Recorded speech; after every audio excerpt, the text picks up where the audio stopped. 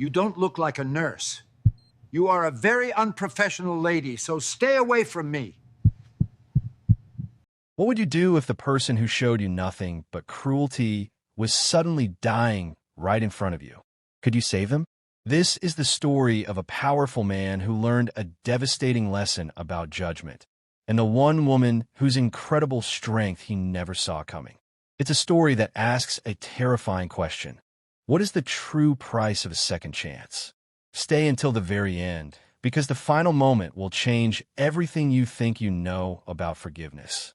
If this story pulled you in, then you definitely need to subscribe to the channel. We dive deep into unbelievable real-life mysteries and tales of human nature every single week. Hit that subscribe button and don't forget to turn on notifications so you never miss a story. Now, I have a question for you. Where in the world are you watching from? Let me know your city name in the comments below. The air in the private wing of the Crestview Medical Center was always still, heavy with the scent of expensive disinfectant and silence. It was a place where money built walls, not just of polished marble and imported oak, but of entitlement and unspoken power. In room 407, the world was reduced to the steady, arrogant beep of a heart monitor and the low, controlled hum of the air conditioning. Arthur Sterling, a man whose wealth was as vast as his lack of humility, lay propped against a mountain of pillows, his face a permanent mask of displeasure. His illness was an inconvenience, a personal insult delivered by his own failing body, and everyone around him was to blame. His nurse, Anaya Jones, moved through the room with a quiet efficiency that spoke of years of experience. Her hands, steady and capable, adjusted the four-line with a gentle precision that belied the tension tightening her shoulders. Her uniform was a stark, clean white against her dark skin, a symbol of her profession that, in this room, felt more like a target. Finally decided to show up, did we? Arthur's voice was a dry rasp, each word dripping with a condescension he didn't bother to hide. Took you long enough? I've been ringing that bell for 5 minutes. Is this the level of service I'm paying for? A leisurely stroll when a man is in need. Anaya did not look at him directly, her gaze fixed on the fluid dripping in the clear chamber of the fourth set. I was with another patient, Mr. Sterling. I came as quickly as I could. Her voice was even, a calm lake's surface hiding turbulent depths. It was a tone she had perfected over countless shifts, a necessary armor. Another patient, he scoffed, a harsh, grating sound. I suppose they're all equally important here. Doesn't matter who signs the checks that pay your salary, does it? This whole place would fall apart without people like me, and yet I'm made to wait. He shifted painfully against the pillows, his eyes, pale and critical, tracking her every move. And slow down when you walk. All that clattering. It's undignified. Anaya's hands paused for a fraction of a second. She had been walking softly, her rubber-soled shoes making no sound on the linoleum floor. The comment wasn't about noise. It was about something else, something uglier. She continued her task, her expression neutral, a masterpiece of professional composure. He watched her, a predator toying with its prey, sensing her quiet resistance and finding it irritating. You people always have that look, he muttered, more to himself than to her, but loud enough to ensure she heard. That sullen, resentful look, as if the world owes you something. You have a job, don't you? A good one. You should be grateful. The words hung in the sterile air, toxic and heavy. You people. The phrase was an old, familiar weapon, its edges dulled by overuse but still sharp enough to cut deep. Anaya felt the heat of anger rise up her neck, a flush she was thankful her dark skin concealed. She focused on the chart in her hands, noting his vitals with a meticulousness that was her only outlet. She said nothing. There was nothing to say that wouldn't cost her the job she had worked so hard for, the job that put food on her family's table. The silence that followed was louder than his insults, a void he felt compelled to fill. What? No clever retort, he goaded, a nasty smile playing on his thin lips. No lecture about tolerance? I thought that was your specialty, always playing the victim. Anaya finally turned to face him. Her eyes, deep brown and infinitely weary, met his. There was no anger in them, no fire. There was only a profound, bone-deep sadness, a resignation that was far more powerful than any outburst could ever be. It was a look that saw right through his money, his vitriol, his fragile ego, and found only a small, pathetic man lying in a hospital bed. She held his gaze for a long moment, and something in her quiet dignity seemed to unsettle him. He looked away first, grumbling as he adjusted his blanket. "Just get on with it," he snapped, his voice losing some of its previous conviction. "The water, and make sure it's cold this time. Not like the lukewarm swill you brought before." She turned to the pitcher, her movements still fluid and controlled, but inside, her heart ached. It wasn't the first time, and she knew it wouldn't be the last. Each incident carved a small piece out of her, an erosion of spirit she had to constantly fight against. She filled the glass, the ice cubes cracking like tiny bones, a sound that seemed to echo in the tense quiet of the room. She placed it on his bedside table within easy reach. "Will there be anything else, Mr. Sterling?" she asked, her voice a low, steady monotone. He waved a dismissive, liver-spotted hand without looking at her. "Just go, and try to be quicker next time. Some of us have actual important matters to attend to, not just bedpans." Anaya turned and walked out of the room. The door side shut behind her, sealing the toxicity inside. She leaned against the cool wall of the hallway for just a second, closing her eyes, taking a deep, shuddering breath. The hallway was empty, a long, bright tunnel of silence. She allowed herself exactly 5 seconds of this vulnerability, feeling the weight of his words, the sting of his prejudice. Then, she straightened her shoulders, opened her eyes, and smoothed down her uniform. The mask was back in place. There were other patients who needed her, who saw her not as you people, but as Nurse Jones, the kind woman with the gentle hands and the calm voice. Back inside room 407, Arthur Sterling felt a strange twinge in his chest, a tightness he attributed to annoyance. He sipped the cold water, unsatisfied. The nurse's silence had irked him more than any argument would have. It felt like pity, and he hated pity. He reached for the remote control, jabbing the button to raise the head of his bed with an aggressive push. The movement was sudden, jarring, and that's when it happened. A pain, unlike any he had ever known, exploded in the center of his chest.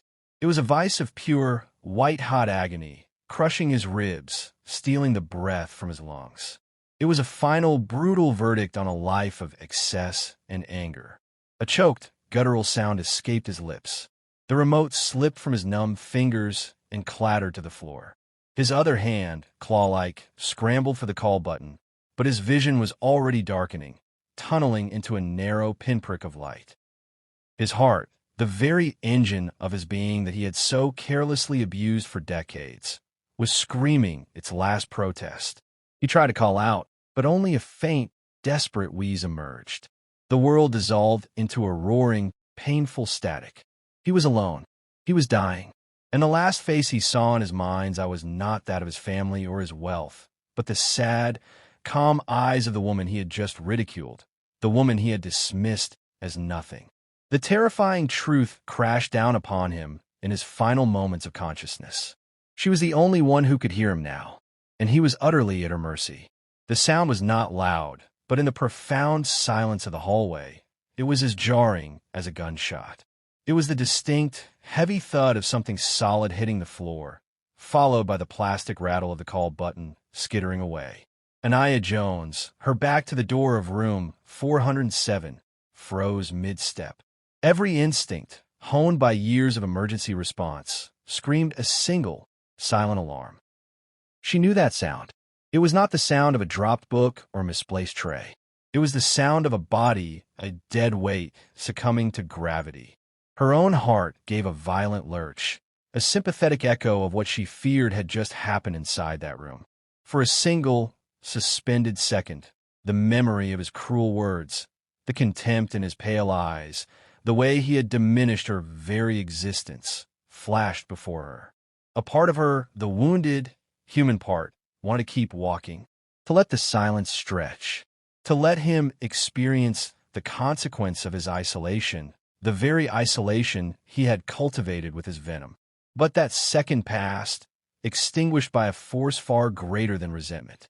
It was the oath she had taken, the deep-seated calling that had drawn her to nursing in the first place. It was the simple, unshakable knowledge that a life, any life, was hanging in the balance. Her personal feelings evaporated, burned away by the immediate and absolute demands of duty. She spun on her heel, her quiet shoes making no sound as she covered the short distance back to his door. She did not run. Running caused panic. But her movement was swift, efficient, a study in controlled urgency. She pushed the door open, and the scene before her was both exactly what she had feared and worse than she could have imagined. Arthur Sterling was on the floor, a twisted heap of expensive silk pajamas and limp limbs.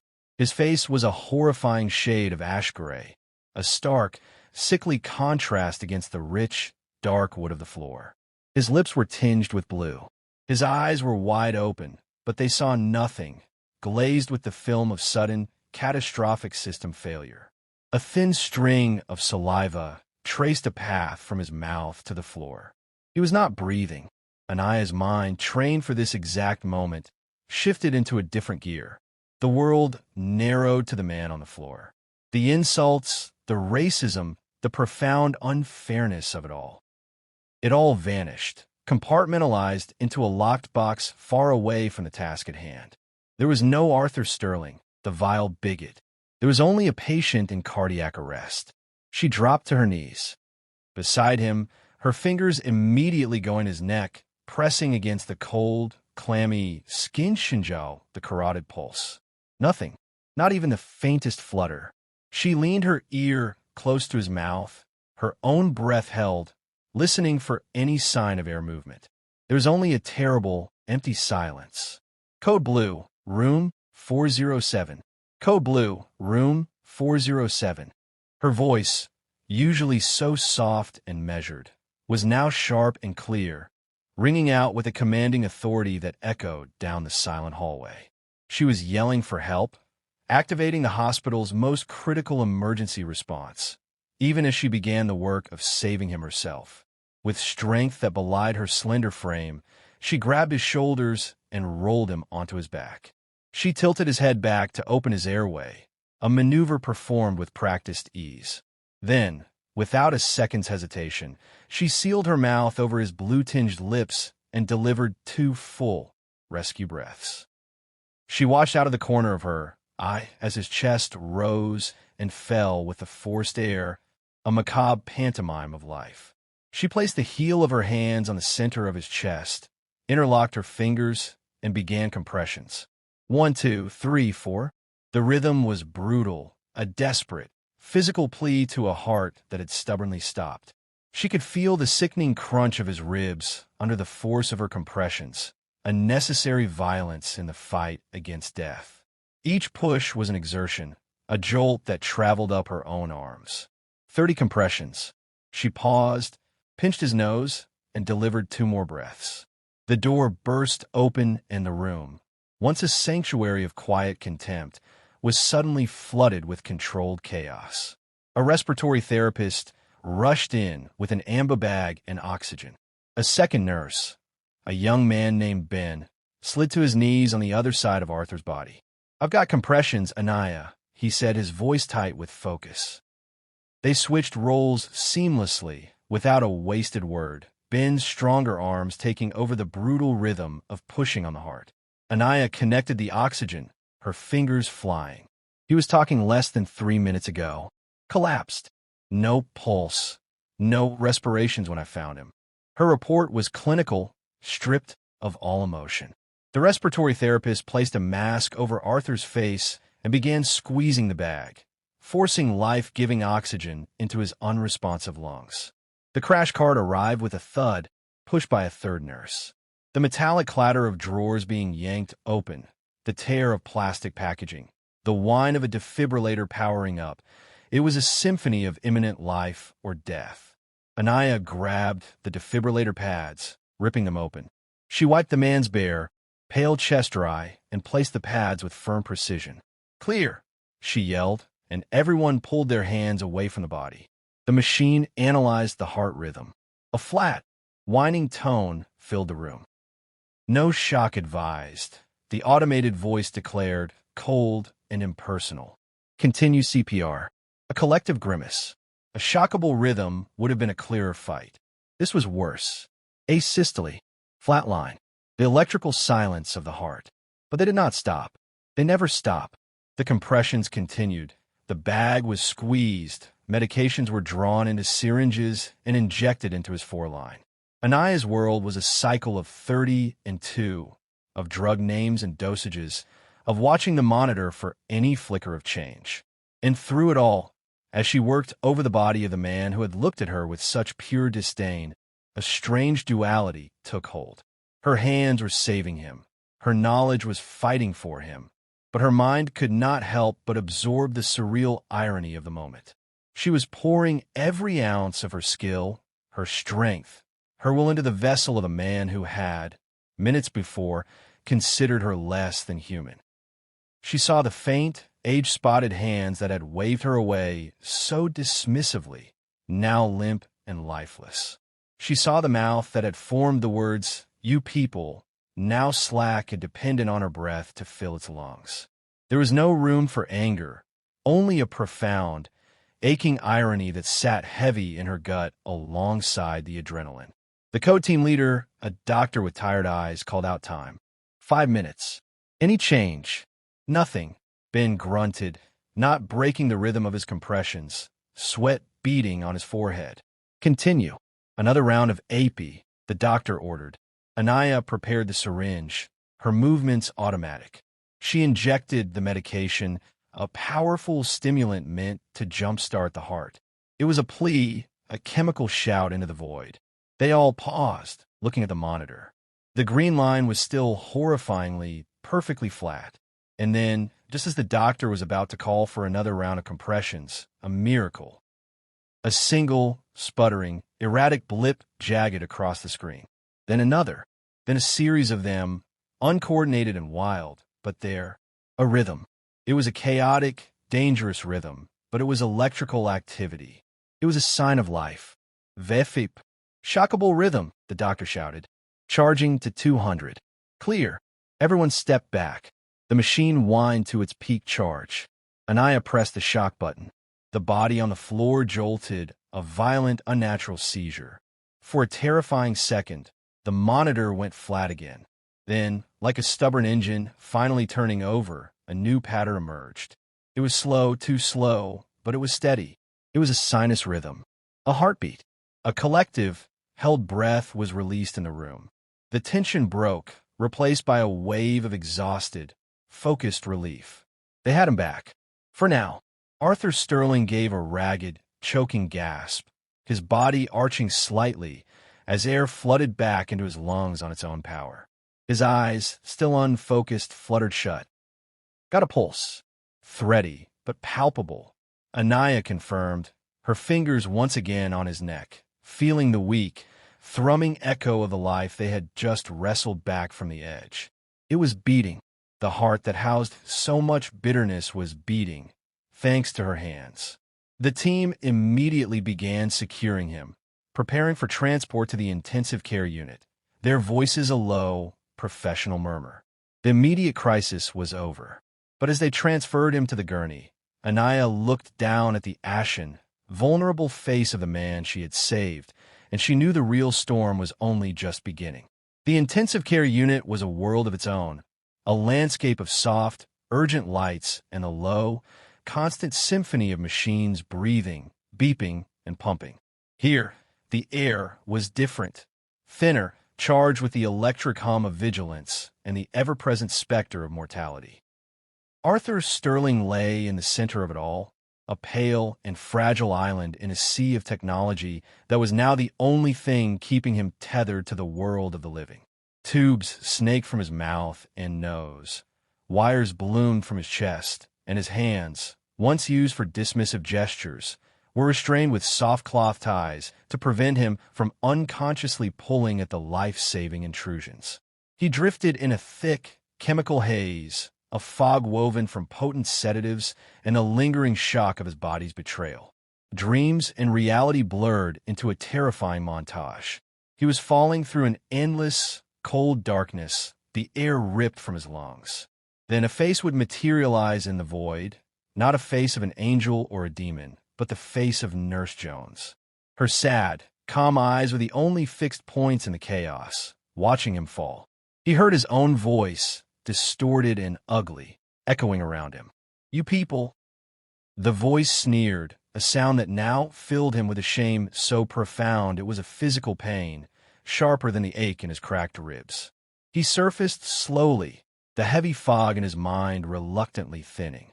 The first sensation was not sight, but sound, the rhythmic mechanical hiss-whir of the ventilator forcing air into his lungs.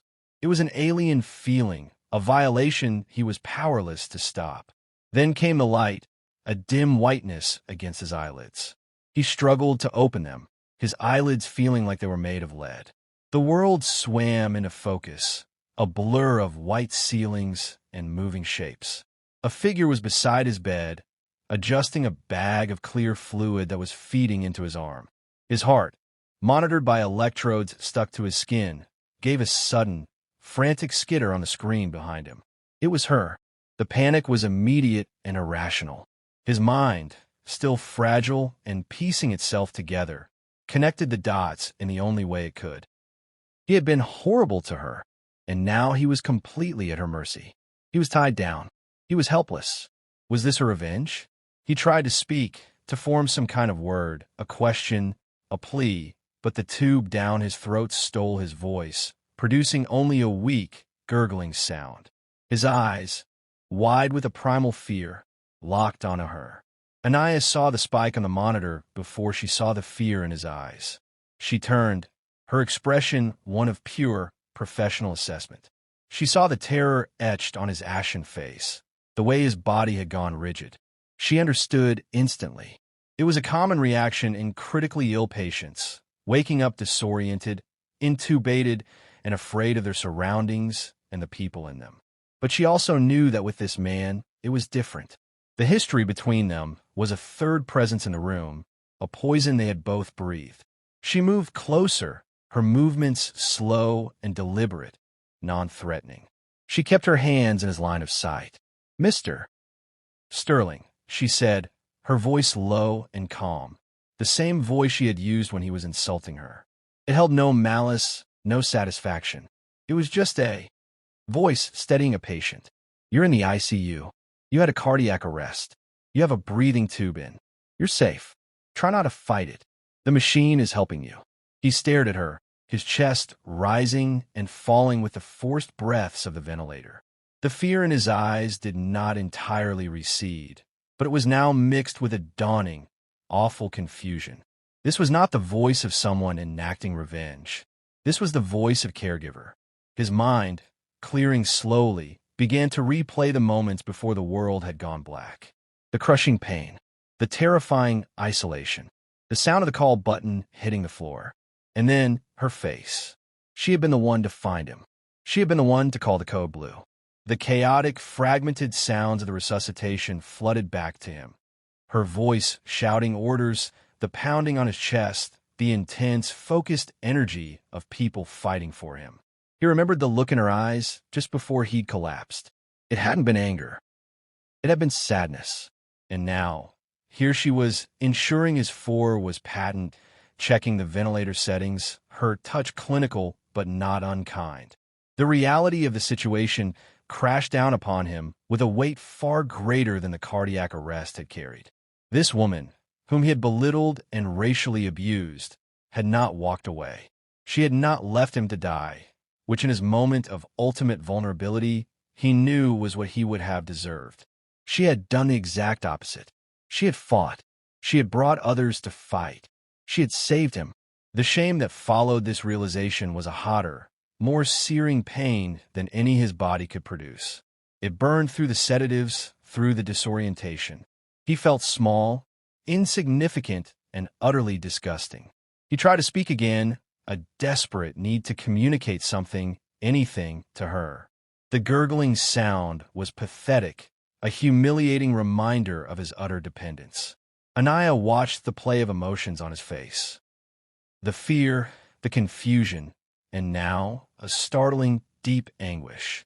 She saw the sheen of tears welling in his eyes. She had seen patients cry from pain, from fear, for frustration. But this was different. This was a raw, unfiltered grief. She gently wiped a stray bit of moisture from the corner of his eye with a tissue. "It's okay," she said softly. "Just rest. The breathing tube will come out when you're stronger. Just try to relax and let the machine do the work." Her kindness, her absolute professionalism in the face of his past behavior, was the final, crushing blow. A single tear escaped and traced a path through the stubble on his cheek. He closed his eyes, unable to bear looking at her any longer. The beeping of the heart monitor slowly settled into a more regular rhythm, not because of any medication, but because the frantic panic had been replaced by a heavy, overwhelming wave of remorse. He lay there in the semi-darkness, listening to the machines that were his lifeline, each hiss of the ventilator feeling like a condemnation. He had been saved by the very humanity he had tried to deny. And in the quiet, sterile silence of that ICU room, surrounded by the evidence of his own fragility, Arthur Sterling began the painful, terrifying process of confronting the man he had become. The road to any kind of recovery, he understood in that moment, would be far longer and more difficult than the healing of his broken heart. It would require facing a truth more painful than any defibrillator shock. The days that followed were a slow, arduous climb out of a deep and terrifying well. The breathing tube was removed, leaving his throat raw and his voice a ghost of its former self, now stripped of its commanding power. The sedatives were dialed back, allowing the sharp, persistent ache in his chest to become a constant companion, a physical reminder of his brush with oblivion. But the deepest pain was not in his body. It was a quiet, gnawing shame that had taken root in his soul, growing larger and more oppressive with every clear-headed moment. He watched the world of the ICU from his propped-up bed. He saw the doctors with their clipped, efficient updates. He saw the parade of nurses who came to check his vitals, administer medications, and tend to his needs. And he saw Anaya Jones. She was not assigned solely to him. The ICU was a dance of shared responsibilities. But her shifts brought her to his bedside multiple times a day. And each time, the shame burned hotter. She was never anything less than impeccably professional. Her hands were gentle as they checked his dressings. Her voice was even and calm as she explained the purpose of a new medication.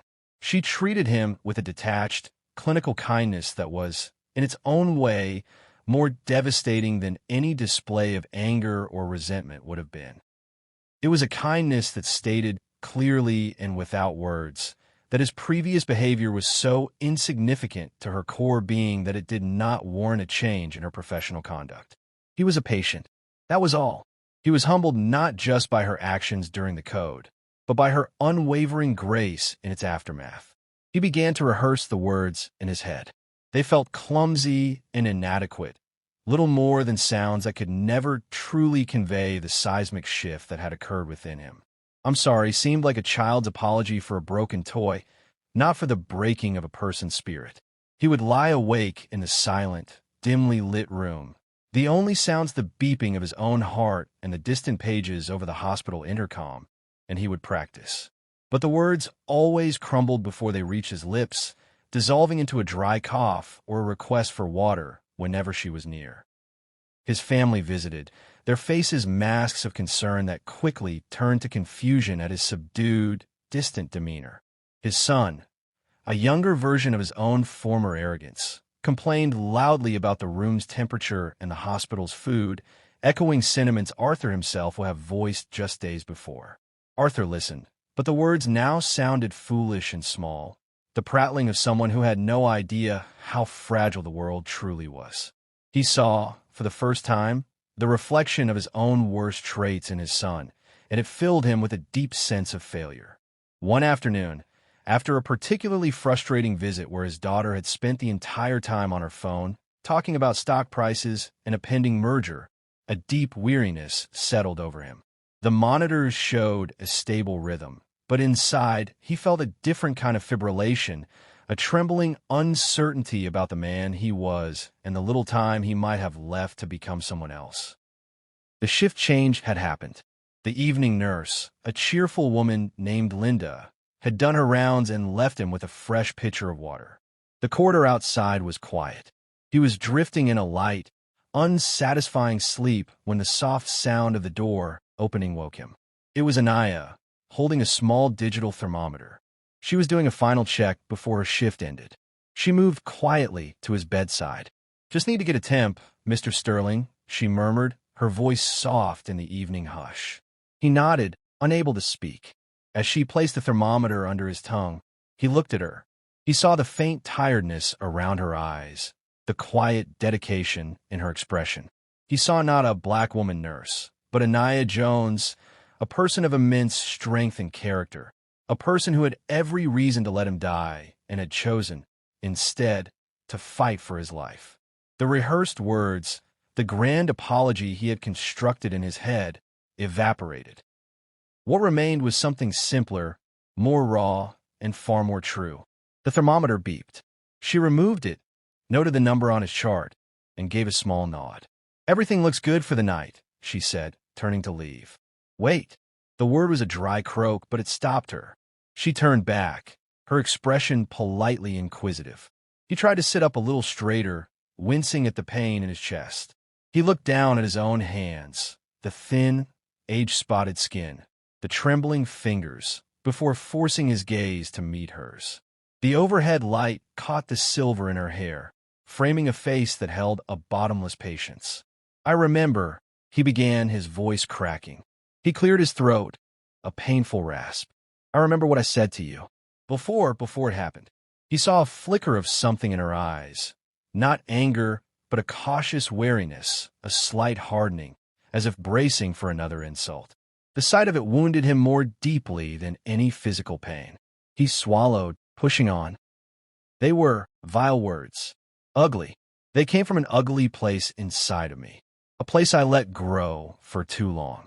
His eyes welled up, and this time, he didn't try to hide it. The tears were not for pity.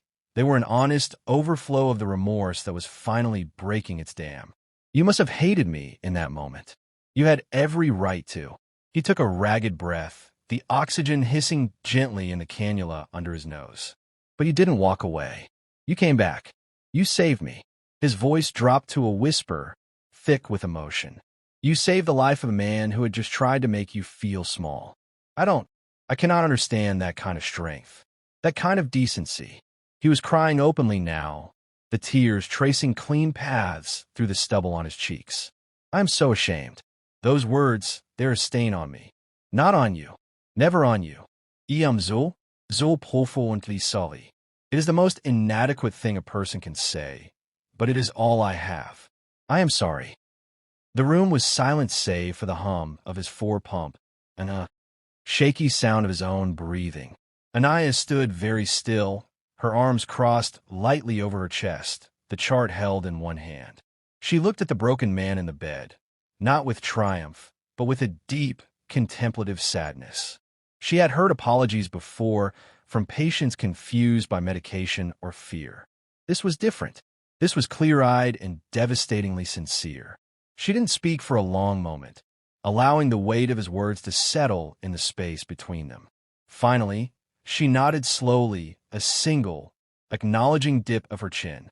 "Thank you for saying that, Mr. Sterling," she said, her voice quiet but clear. "I accept your apology." There was no grand forgiveness, no instant absolution in her tone. It was a simple acknowledgement of a debt that could never truly be repaid, but whose acknowledgement was necessary all the same. She took a step closer, not to comfort him, but to look him directly in the eye. "What you said, it hurts. It always hurts, but it doesn't define me. It never has." Her gaze was steady, holding a power that had nothing to do with wealth or status. "My job is to see a patient, not a prejudice.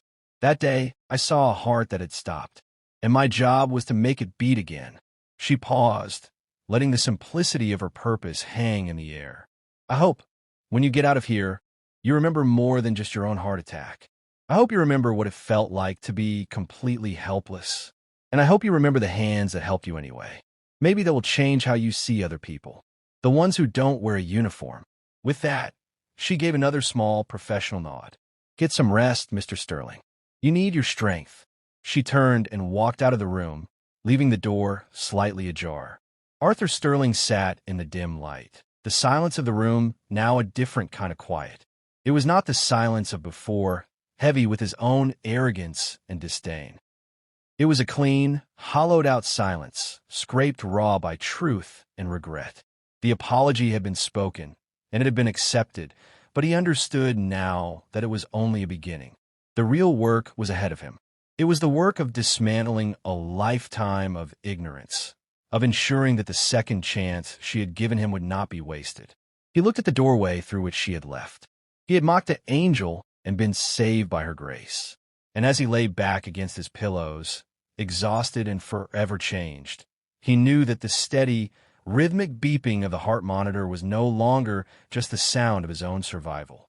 It was a countdown to the rest of his life, a life that now had to be worthy of the sacrifice he had never deserved.